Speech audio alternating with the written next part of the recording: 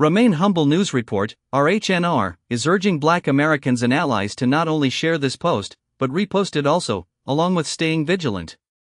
Keep your head on a swivel, as well as prepare for the worst and pray for the best.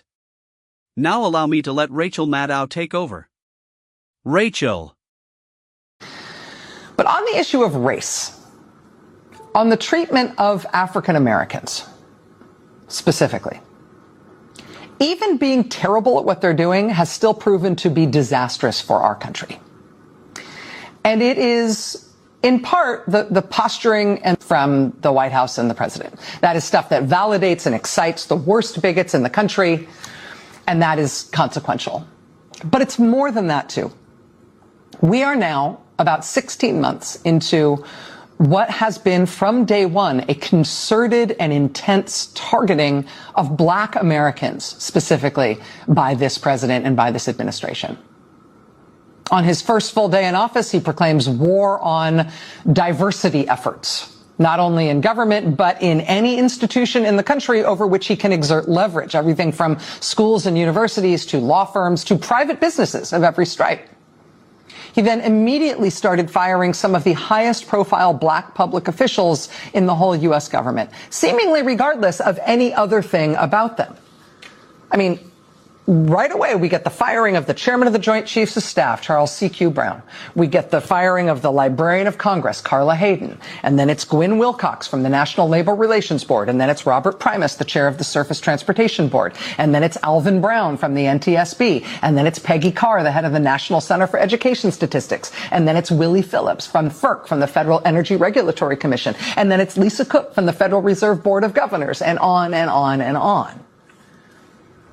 When Trump and his top political donor, Elon Musk, then started just lopping off huge swaths of the federal government to disastrous practical effect, the largest and most egregious cuts targeted federal agencies that employed a disproportionate number of Black employees. Reporter Erica Green wrote about this a few months ago for The Times, noting that nothing had moved backwards in the federal government for Black Americans this quickly or this far in over 100 years. Since Woodrow Wilson came in 1912 and resegregated the federal workforce. Quote, Black employees were fired or demoted to lower-level jobs, relegated to separate and inferior lunchrooms and other facilities, and accused of making white women feel unsafe. Those who remained were humiliated. A Black worker in the Postal Service was surrounded by screens, so white workers would not have to look at him. Another employee had a cage built around him to separate him from his white counterparts. A clerk in the Treasury Secretary's office was assigned to rewrite all correspondence to address Black employees by their first names. The way Trump addressed the Librarian of Congress, Carla Hayden, by her first name when he crowed publicly about firing her for no reason. In the year of our Lord 2025 and now 2026, this president and this administration is not just inheriting that history from the Wilson administration, it's furthering it in its own ways. Since 1965, there has been an executive order in effect. It was signed by Lyndon Johnson, 1965. Since 1965, all federal contractors have been banned by executive order from discriminating on the basis of race, color, religion, sex, sexual orientation, gender identity, or national origin. Donald Trump rescinded that 1965 rule on his first full day in office. Less than a month later, Trump announced another rule change. They rescinded Clause 52.222-21 of the Federal Acquisition Regulation, which doesn't sound like much, but I'll tell you what the title of that is. It's Prohibition of Segregated Facilities. That's what Trump rescinded less than 1 month into being back in the White House. That section reads, quote, the contractor agrees that it does not and will not maintain or provide for its employees any segregated facilities at any of its establishments, and that it does not and will not permit its employees to perform their services at any location under its control where segregated facilities are maintained.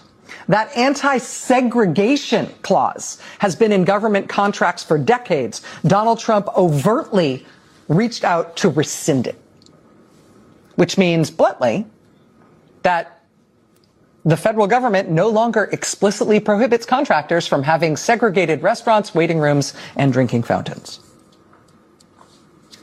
Make America great again, right?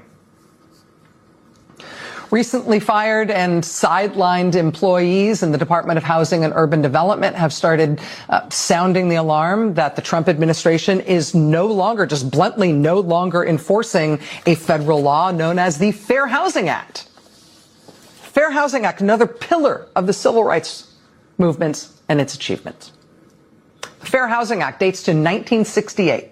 It says you can't refuse to rent to someone or refuse to sell a house to someone on account of their race, or their color, or religion, or national origin, or any other factor against which we're supposed to be protected from discrimination. According to current and former employees of the Department of Housing and Urban Development under Donald Trump, they have dropped enforcement of the Federal Housing Act. In Trump's first year back in office, black unemployment spiked in this country from 6.2% all the way up to 7.5%, making it the highest of all racial groups. Under Joe Biden, black unemployment had been at a record low of 4.8%, spiking now under Donald Trump. The Trump administration, generally speaking, is bad at its work. It is bad at what it sets its mind to in all sorts of ways. But black Americans, African Americans, have been targeted by this administration in a concerted way that has nevertheless been devastating, even though the Trump administration isn't good at anything they set their mind to. And that was all before the conservative majority on the U.S. Supreme Court, including all of Trump's appointees, voted to effectively end the Voting Rights Act a few days ago. As soon as the court said they would take up that case, people started mapping the worst case scenario for what Trump and the Republicans would do, particularly in the South, if the court gutted the Voting Rights Act of 1965, the crowning achievement of the civil rights movement. And the before and after looks like the snapback after the end of Reconstruction, after the Civil War. I mean, look at the state of Louisiana there. A third of the population of Louisiana is black. Louisiana's Republican governor canceled congressional elections that are already underway in that state to rush through new maps that will presumably make sure that even though 1/3 of the population of that state is black, there will be no black representation in Congress for Louisiana at all.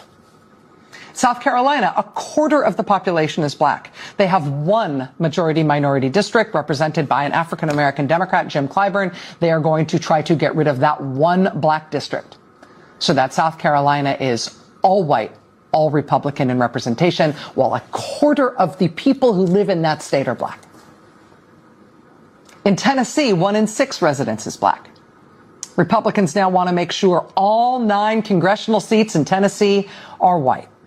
All 9 of them. They want it to be 9-0, white and Republican, when 1 in 6 people in that state is black.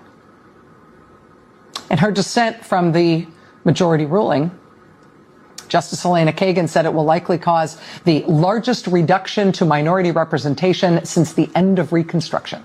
She probably didn't need to use the word likely there. The war on black Americans that is being waged by this president and this Republican Party is one of the only things they have put their mind to in this past year that they've actually done pretty well at. A comprehensive attack on black public officials and black public power.